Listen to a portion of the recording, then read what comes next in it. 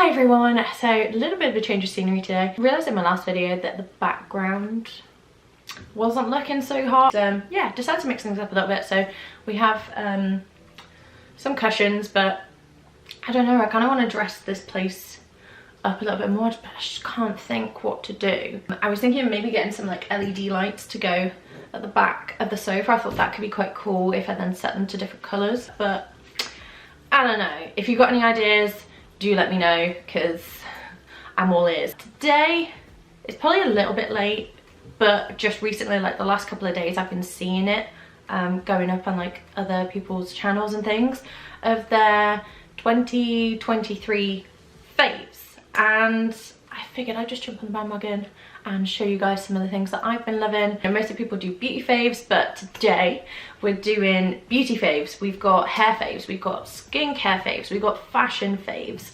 and then I don't know, a category I'm calling like miscellaneous, because they're like completely random things that I've obviously been loving and helped make 2023 a little bit easier to handle. Buckle in, it is probably going to be another long one, but I haven't got very long to film this because we're going out. It's like date day, I guess, for me and Jamie. It's our first date of 2024. I know I said 23 then. So really excited. We're going to go out and eat some Italian food. Without further ado, if you want to see what my 2023 favourites were, then stick around. So first things first, makeup faves. Anybody who knows me knows I have been obsessed with it for a very long time. We've got a mixture of things in here. Some of them a bit more affordable, some of them are a little bit more high-end. Nothing like designer or anything like that, because I don't have that kind of cash. We all know I spent all my money on that Lush haul. Probably the most basic bitch product ever, but the Charlotte Tilbury Flawless Hollywood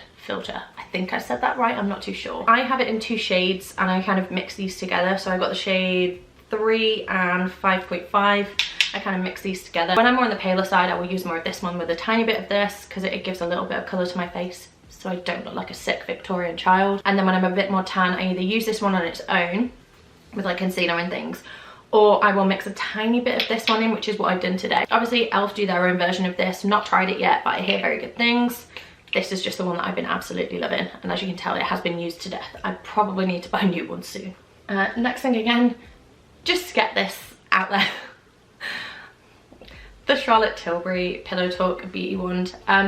This shade in particular though, like, don't get me wrong, I love Pinkgasm, and Peachgasm was actually really good as well for like my paler girlies out there, but Pillow Talk Medium, this shade, it's really hard to explain the colour.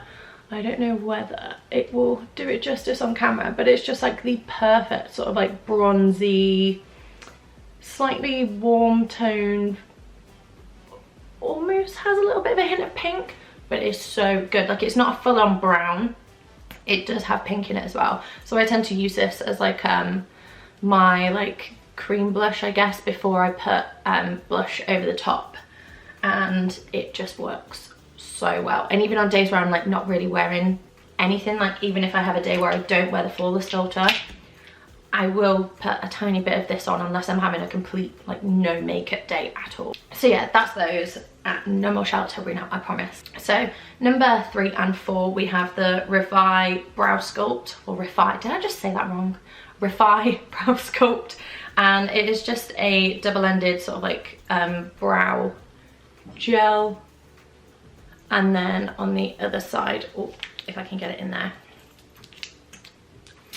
is a brush, and mine is absolutely filthy. As you can tell, I do have to clean it quite a lot. This is great for sticking down your brows, so if you have quite unruly brows like I do, I mean, I laminate them, but this is really good at helping stick them in place. It doesn't leave too much of a white cast, but what I tend to find is I have to use this before I put like base makeup on. Otherwise, when I'm like scraping the brush through my brows, it kind of like leaves residue, should we say. But if you use it before everything else, it sticks them in place, and then you can just kind of fill in the sparse bits, which I have been using this for. And this is the Lift and Snatch brow pen from NYX, and it's honestly amazing. Like, usually I hate brow pencils with a passion. I can't stand them, but this is such a fine tipped felt tip, not felt tip, it's an actual brush instead of a felt tip, because I hate those felt tip ones, the way they scrape across your skin. It just, I use this, and this is the shade Espresso, and it kind of, this is like a double one, it's like a double whammy, so I will use it in my brows. It works really well to just kind of fill in the sparse areas, but I do sometimes use this as a brown liner as well. But these together have been like a really great eyebrow combo for me. Last thing that has had an absolute chokehold on me, probably since longer than 2023 to be fair, it's the Fenty Gloss Bombs. Like, just all of them, any of them. Honestly, if I had to pick a favorite, I would probably say this one, which is the Fussy Heat. It is just like a really nice, it looks milky in the packaging, okay? I will say that it definitely looks like a milky sort of pink, and then it would really only work on like lighter skin tones, but honestly it is like the perfect like nudie pink gloss. I have it on now, and my favorite combo with this at the moment is using or lining my lips with Morphe lip pencil in Sweet Tea, and then this over the top is Chef's Kiss. I mean, as you can see, it looks really good. So yeah, that's beauty ones done. I guess now we'll move on to hair stuff. So 2023 was a hair journey for me, to say the least. Annoyingly, I didn't really take pictures, but I definitely had a moment towards the end of 2022 where I ended up having a lot of my hair melted off, and I kid you not, for I think like the first 6 months or so of 2023, I had blue sections in my hair from where like toners and things are trying to be used to sort of fix the banding that had happened, and I had a lot of breakage, like literally this whole top section of my hair. I had a mohawk that was probably about this short. Luckily it wasn't clumps that came out, but it was enough that when I was like trying to put my hair up and stuff, like I'd do that, and this was so thin, like there was literally like a few hairs, and then the rest of it was like really thick up here, because you could tell like the mid section here was where it had all snapped off. And that was pretty much the case with like all of my hair. Like I went to a hairdresser in July, I think it was. She was like, oh, this cut's actually quite cute on you. Like I wouldn't have expected like a wolf cut, but you know, it looks cute. And I'm like, that's my haircut. So it's been a journey. Now we're kind of going for more of like, we've blended the regrowth, and we're going for more of like a balayage, but because my hair's so short still, it needs to be about this long really for it to get like the proper effect of the kind of balayage I want. I'll try and insert a picture of what we're going for, but for now we've just worked on like really blending everything through so it looks nice and semi-natural. But yeah, just some context for why I'm choosing these products as my favorite. I usually use Olaplex, but I ran out of my Olaplex number 6, and then this kept getting promoted absolutely everywhere, and it is the K18 leave-in treatment. When my hair was like still really fragile, it wasn't great, because I found that whenever I was putting it in, my hair was still like snapping off, and it scared me a little bit, so I did stop using it for a while and went back to my Olaplex number 6. But now that my hair's in much better condition, I can honestly say this has been the best product to help with the growth and the damage and stuff like that. Like my hair feels so, I mean, you can see how, well, I don't know whether it's picking it up properly on camera, but you can see like how shiny and healthy it looks, considering this is all bleach. Another product that's been a godsend, you know, it could be any of these to be fair, but it is rosemary oil. I've kind of like, I used up the bottle of this, but I really liked the packaging. I like the dropper. I can just like scrape it through my scalp and stuff and then massage it in. But this is a Nature Spell one, just any sort of rosemary oil. Like if you're looking to sort of improve your hair's quality, I guess, like if you have damaged hair like I did, and you're looking for something that's going to help like maintain, help it grow, give it that extra bit of a boost, then any sort of rosemary oil. This one was rosemary and mint, I think. Yeah, rosemary and mint. And then this one is the Nature Spell Authentic Jamaican Black Castor Oil and Rosemary. Either of these works absolutely great. I've been mixing between the two. At the moment this bottle's filled with this one, but it's because I couldn't actually get the Nature Spell Rosemary one. Again, went massive on TikTok and stuff like that, and it was sold out everywhere, so I couldn't get it. On like wash day, I'll tend to do like a slick back bun, or when my hair's a little bit greasy I just can't be bothered, I will put that in my scalp, massage it in, and then stick Olaplex number 3 like all over the ends. I will like slather it on and then create like a slick back bun. And yeah, that does me good for like the whole day. So sometimes if I'm going to office and I want to look a little bit more put together but my hair is a mess, I will do that. Continuing on the journey of, I guess, treatment products, my hair, I mean, even in general, like before I started putting bleach in, was so frizzy. Like if I just left it to dry, it would go like wavy. Like I'd have a slight wave in it. So I do have a bit of texture to my hair. So any drop of moisture in the air, my hair just goes. I saw like the videos of it saying it was like a barrier for your hair, and it'd make it, I guess, water resistant. Like you'd see the water droplets falling off and stuff. And I was like, I'll give it a go. But my God, it works. For me, like for what I need it to do, it works. I wouldn't say it makes my hair waterproof. Like if I go out in the rain, I'm still gonna get wet hair, okay? That is not what this product claims to do. But what it does do for me is does create that barrier where my hair doesn't really get frizzy. Like when we've been to the Dominican, I was using this as I was blow drying my hair. And the next day I'd be going down to the beach, or we'd be going out in the evening, and it's very humid in the evening sometimes, and my hair would be fine. I think this is like my 3rd bottle now, and I actually have the little travel size one. I'm not sure, I think it's over there somewhere, but I have like the little travel size one that I take with me, and the bottle is so cute. Like it is literally like a little mini version of this. So good. 4th product is this. The more and more I've been using purple shampoos, the easier it has made my life, and this one has honestly been one of the absolute best. Osmo kind of feels like a really underrated brand. I personally love everything I've had from them. This one, honestly, it is so good. And I don't know whether it will pick it up on camera, but honestly, it is the most stunning thing. Can you see that? Look, word of warning though, I would use it sparingly because it is potent. If you literally just like dab this in your hand and rub it all over your hair, you will have patchy purple hair. What I tend to do with this is use a cleansing shampoo. So I have the Osmo cleansing shampoo. I think it's a clarifying shampoo. I can't remember what it's called, but it's in like a TV sort of bluish bottle. I'll link a load of products down below, but I'll use that once just to get out all of like the dirt and grime and any product that's built up, so like dry shampoo, hairspray, that kind of thing. And then I will mix that with like a different shampoo that has like a color to it. So not a clear shampoo as in like it's see-through, but something with color in it. So at the minute we have like the Tresemme Moisture one, which is like a pearlized white. I've used the Organics, is it the Biotin one? The one for like the hair thickening one they do in the purple bottle. So I'll mix it with that just to kind of tone down the colour a little bit. And then sometimes mix a bit of the Bleach London Smoky shampoo if I want it to be a little bit darker. But this is so good. So good. Last but certainly not least in this big box, we all know what's coming.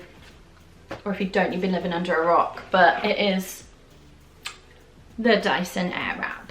This thing has caused so much outrage, and I get it. It's an expensive hair tool, and a lot of people buy it basically just for the wrap bit, and I get it's called the Airwrap. Like that's the whole point. It's meant to give you like a bouncy blowout. But can we just appreciate the fact that I haven't used hair straighteners on my hair in God knows how long because of this? Because usually what would happen is I'd do a full-on blowout with a hairbrush and a hairdryer, and then my hair would just feel so frizzy and dry, especially at these ends, so I'd have to like go over them constantly, and then obviously that's going to cause breakage. It's a very versatile product. It's a very expensive product, but if you have hair like me and frizziness and dryness and I guess like damage is what you're dealing with, I would highly recommend it, because I've tried a lot of hair dryers, I've tried a lot of hair straighteners, I've tried a lot of hair tools. When my hair's longer, I cannot wait to be able to use these barrels properly, because at the minute I can use them, but because my hair's so short, I end up looking like little orphan Annie with like curls that are like this short. So don't really bother. At the moment, what I tend to use these barrels for, I tend to use the thinner one, and I will use it to sort of like curl back my fringe. I know it's not really a fringe, is it? But like the shorter bits that are here at the front, I will use it to curl those back. Sometimes I'll use the bigger ones. I will put it like underneath this top layer of hair and just do this with it, and it tends to then give me like really good volume at my roots, which is quite handy. Probably not its intended use, but I found that that works for me and I'm sticking with it. But I mostly end up using the hairdryer attachment and then a smoothing brush, which I think is underneath here. Yes, it is. So this smoothing brush attachment and the other one that's in there as well. Like, I think that's the soft smoothing brush, and then the other one is like the firm one because it doesn't have the little bobbly bits on it. But honestly, I really, for what I've been using it for, I really don't have a bad word to say about it. And you know, everyone's entitled to their opinion. I'm going to express mine and say that this is definitely worth the money and worth the hype for me. Now, I am not a fashion girly by any means, but I do enjoy clothing.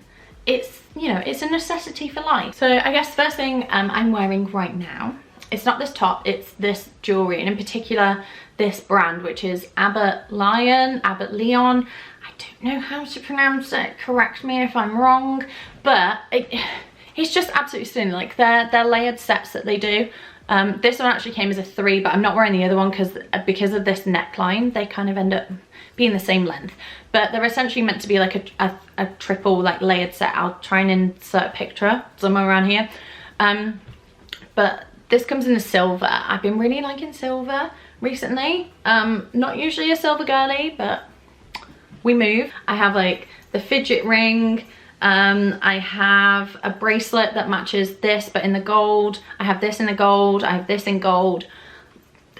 It's a lot. Like, I absolutely love their necklaces and their like rings and stuff. Next thing, actually let's go with another thing that I'm wearing, to be fair, and it is these jeans. Annoyingly, right, okay, I can't, I'll insert a video of me like wearing them, or like a picture, likely from my Instagram or something. But honestly, these were like the happiest accident I've ever had in my life. I'd ordered a pair of like, I think they were meant to be like a light wash denim skinny jean, and yes, I know, like skinny jeans, oh my god, but these looked like really cool, and I was thinking, you know, I'll wear them with a pair of knee-high boots, maybe this top, a nice jacket, and it will look so early like 2000s and just be like really on trend. I ordered them, and then these turned up. They're just the most perfect pair of jeans. I don't mind ripped jeans, but they're not my favorite, okay? Because, you know, they're not very classy. And if I want to be classy, I can't in a pair of ripped jeans. They're just so good. I love them because you can dress these up or dress them down. Like, you can dress them up with a nice top like this, a nice pair of boots, which is what I'll be doing. You could dress them down with like a big hoodie or something like that. They're just the most versatile, nicest fitting pair of jeans I've ever owned in my life. As I just said, you could wear these jeans with pretty much anything, and one of my favorite like comfy things to wear has been these, and it looks very basic, but it is the I think they're the Isabel hoodie from Blakely. Blakely is a clothing brand that I'm not sure many people really know of unless they already know somebody who wears it. So I became aware of it because of Jamie. Like, literally everything he owns is Blakely. He won't really buy anything else. But their hoodies and things are so good. Like, you've got the drop shoulder, they're really baggy sleeves, so they look really, really cool. The hoods as well, the hole for the hood is like really big, so I get to fit my giant melon head through it and it still looks good.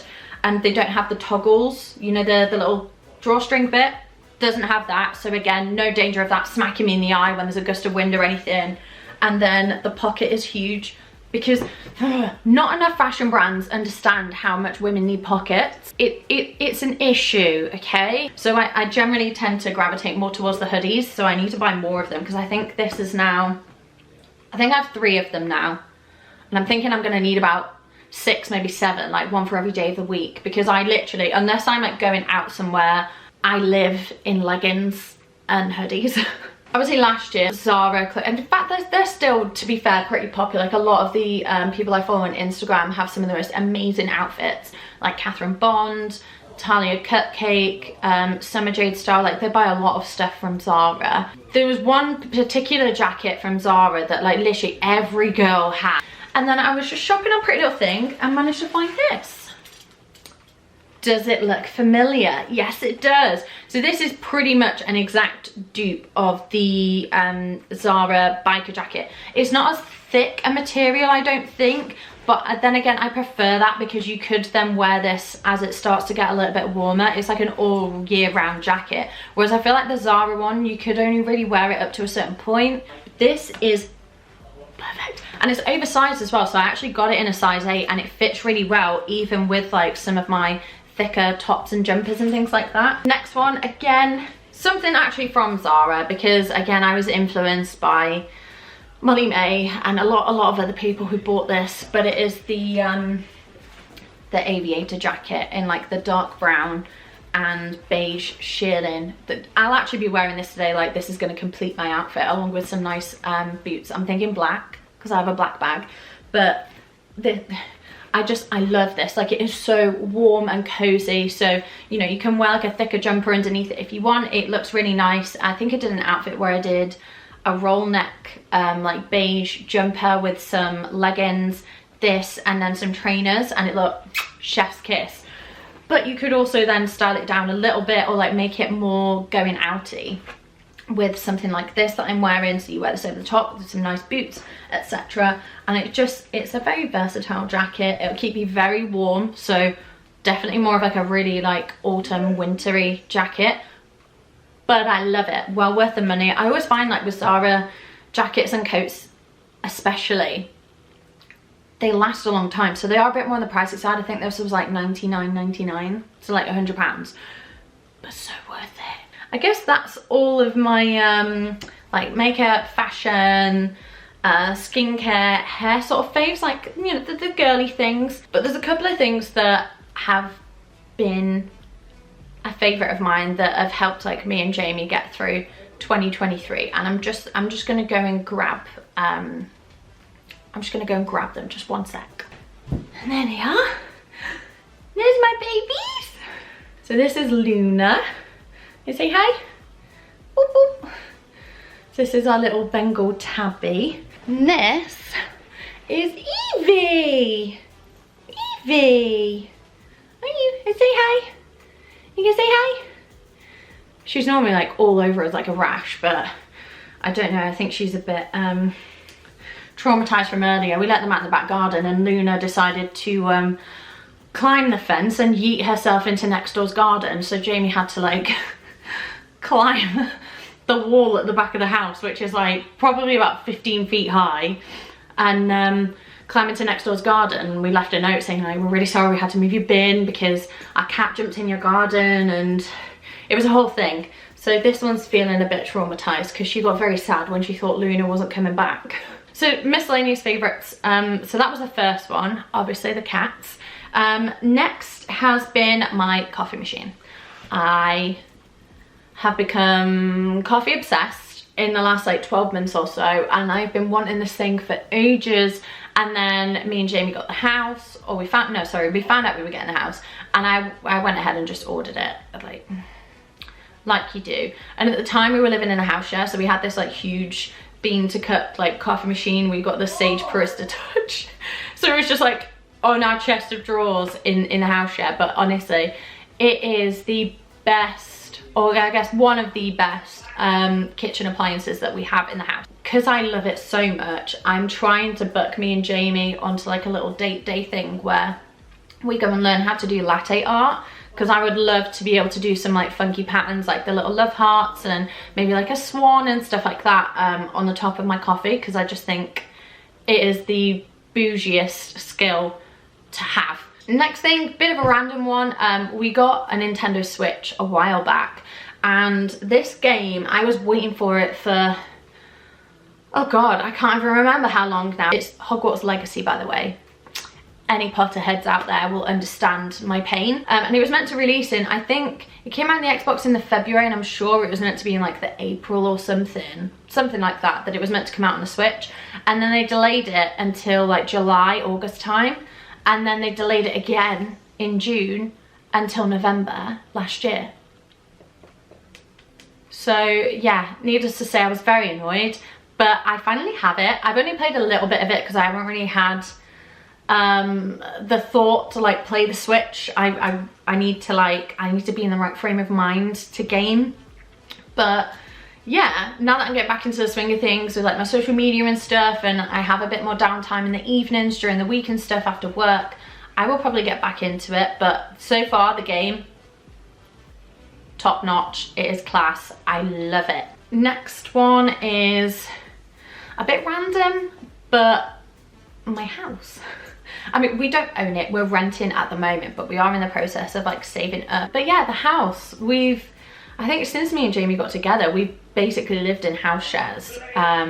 So been like cooped up in a tiny room, and then we got the cats, and we were just like, you know, we need more space. The cats need space, we need space, I need space for like my filming and stuff. It's one of the main reasons I did pretty much stop doing social media, was because I didn't really have a space that I could use. So yeah, it's been really exciting, like getting our own place and making it how we want. We had our first Christmas here and stuff like that. So yeah, I guess that the house has probably been one of my favorites. Like, I love our house, I love it. I'm gonna be honest, there's probably so many products I could have put in this video, but it would have been a hell of a lot longer than it already is going to be. Like, I'm dreading editing this footage. So future stuff, good luck. So that kind of wraps it up for this year's, or I guess last year's, favorites. I hope you found it really interesting, and you've maybe discovered some products that you maybe hadn't heard of before, or products that you think now, maybe I'll give that a go. Or maybe it's things that you're just like, absolutely hate that, like never gonna use it. Let's just have a conversation in the comments about it. And equally, if you have products that you were loving in the last year or so, leave them in the comments. Anything you want to chat to me about, you just want to say hi, any questions, or you want to recommend something, or have any ideas for like other content I could do, ideas for what I can do with this space behind me to make it a little bit more interesting, I'm all ears. That's kind of it for now. So again, hope you enjoyed it. Do not forget to subscribe and follow me on all my socials. But with that said, I'm gonna love you and leave you and see you in the next one. Bye.